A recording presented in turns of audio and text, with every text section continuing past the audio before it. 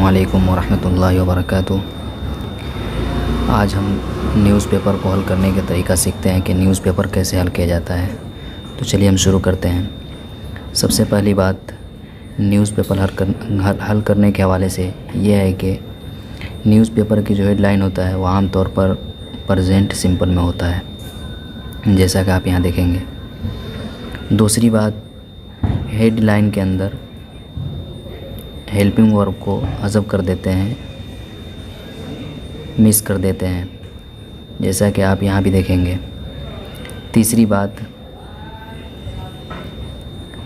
Screen पर मौजूद headline की जो पूरी इबारत है ये पॉजेसिव केस में है, यानी हालत इज़ाफ़ी में है। हालत इज़ाफ़ी का मतलब ये है कि जुमले के अंदर काके की तर्जुमा होगा। उर्दू के एतबार से अगर समझें आप तो, इंग्लिश के अंदर समझें तो उस जुमले के अंदर ऑफ का इस्तेमाल होगा या फर्स्ट का इस्तेमाल होगा, फर्स्ट एस का इस्तेमाल होगा। चौथी बात यह समझना है कि जितने भी दिन के नाम होता है, मखसूस नाम है, संडे, मंडे, वेंसडे है, थर्सडे है, उससे पहले हमेशा उन का इस्तेमाल करते हैं, जैसा कि यहाँ भी है। इनका इस्तेमाल नहीं करेंगे। पांचवी बात, जिस तरह अरबी के अंदर किसी भी इबारत का तर्जुमा करने के लिए ज़रूरी होता है कि ये इबारत में जितने भी लफ्ज़ आया है उसकी तहक़ीक़ करते हैं, इसमें है, फ़ेल है, हर्फ़ है। फिर अगर वो फ़ेल पाया गया तो फ़ेल के अंदर ये भी पहचानना होता है कि फ़ेल मुज़ारे है, माजी है या अम्र है या नहीं है, क्या है, उसकी तौर से आप तर्जुमा कर पाते हैं।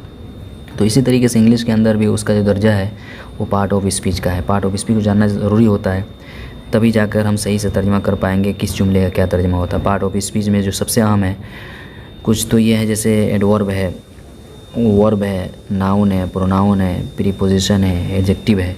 इन सब को जानेंगे तभी हम सही से तर्जुमा कर पाएंगे कि इसका क्या तर्जुमा होता है। मसलन वर्ब आपको पता चल गया कि ये इस जुमले के अंदर, इंग्लिश के जुमले में वर्ब ये है, तो वर्ब को पता चल जाने के बाद आपको समझना होता है कि वर्ब किस ज़माने के एतबार से है, ये पास्ट में है, फ्यूचर में है, प्रेजेंट में है। फिर ये भी जानना होता है कि हर एक की 4 किस्मों में से क्या है। तो ये बहुत अहम रोल अदा करता है पार्ट ऑफ स्पीच। अगर आप सही से इसको जान जाए तो तर्जुमा करने में आसानी होती है, ज़माने को जानने के साथ साथ। छठी बात ये बयान करना है कि इंग्लिश के अंदर जब भी वक्त लिखा जाता है तो उससे पहले एट का इस्तेमाल करते हैं, जैसा कि आप यहाँ देख रहे हैं। 8:30 से पहले एट का इस्तेमाल किया है यहाँ पर। इवनिंग है, मॉर्निंग है, इस तरह आफ्टरनून है, इससे पहले लफ्ज़ इन प्रीपोजिशन के तौर पर इस्तेमाल करेंगे। इसके अलावा कोई दूसरा प्रीपोजिशन अगर इस्तेमाल करेंगे तो कायदे के मुताबिक सही नहीं होगा। वक्त से पहले कुछ वक्त है, दिन है, रात है, इस तरीके से महीने का नाम है, सन का नाम है, ये जितने भी सन वगैरह इस्तेमाल करते हैं, कहाँ क्या इस्तेमाल होगा, हर एक की प्रीपोजिशन मुतय्यन है, उसी प्रीपोजिशन का इस्तेमाल करेंगे। दूसरे कोई प्रीपोजिशन उसकी जगह पे इस्तेमाल कर रहे हैं तो उसको सही नहीं माना जाता है कायदे के मुताबिक। अब हम शुरू करते हैं इबारत पढ़ना। Newspapers. The meeting of the council of ministers on Wednesday. यहाँ वेंसडे पढ़ेंगे इसको। दिन के जितने भी नाम हैं उसमें सबसे ख़तरनाक प्रोनाउंसिएशन अगर है तो वेंसडे का है, इसमें डी को नहीं पढ़ते हैं। इसके अलावा जो दिन के और नाम हैं उनके प्रोनाउंसिएशन उतना मुश्किल नहीं है जितना कि इसका है, इसको वेंसडे पढ़ेंगे। मिनिस्टर्स में जो एस है उसको ज़ पढ़ेंगे। ये भी कायदा है कि कहाँ हम किस फेल के आखिर में अगर कोई एस आए तो उस एस को ज़ पढ़ेंगे या एस पढ़ेंगे। इसी तरीके से यहाँ पर मिनिस्टर्स के बाद एस आए तो उसको ज़ पढ़ेंगे। कुछ कायदा है, उस कायदे के मुताबिक इसको पढ़ते हैं। इसको अलग वीडियो में इंशाल्लाह बताया जाएगा। तर्जुमा इसका करने से पहले मैं बता दूं आपको कि मीटिंग, ये मीटिंग नाउन है। इसकी पहचान क्या है कि नाउन है। पाँच और इसमें नाउन क्यों है, तो आसान तरीका ये है नाउन को पहचानने का कि अगर किसी भी वर्ड से पहले अगर द आ जाए तो उसको आँख बंद करके हम उसको नाउन कह सकते हैं, यहाँ पर ये नाउन है। दूसरी बात ये गौर करनी है कि उसके बाद ऑफ आ रहा है, तो एक कायदा याद रखें कि ऑफ से पहले वाला जो वर्ड होगा और ऑफ के बाद वाला जो वर्ड होगा वो दोनों को हम नाउन कहेंगे। ये कायदा याद रखें। उसके बाद काउंसिल भी नाउन है चूँकि द दाखिल है और ऑफ भी से पहले है। मिनिस्टर्स यहाँ भी वैसा ही बात है, यहाँ भी नाउन है। ये वेंसडे एक मुतय्यन दिन है, इससे पहले ऑन इस्तेमाल किया है और ऑन का लाना ज़रूरी इस एतबार से कायदे के मुताबिक।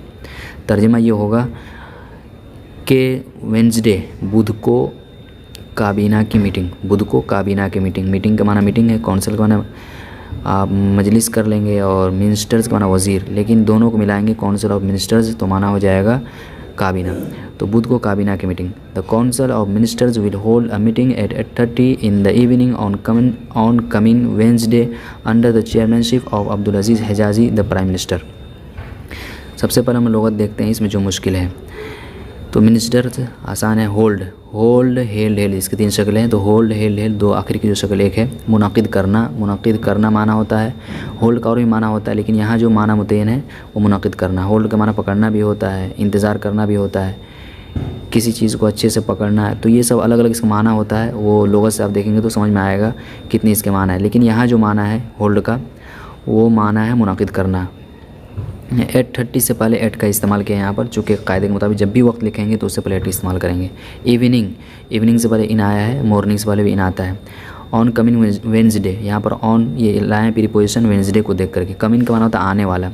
अंडर के माना तहत क्या आता है, यानी ज़ेर सदारत जिसको बोलते हैं। तो यहाँ पर चेयरमैनशिप के माना सदारत और अंडर के माना ज़ेर, तो ज़ेर सदारत।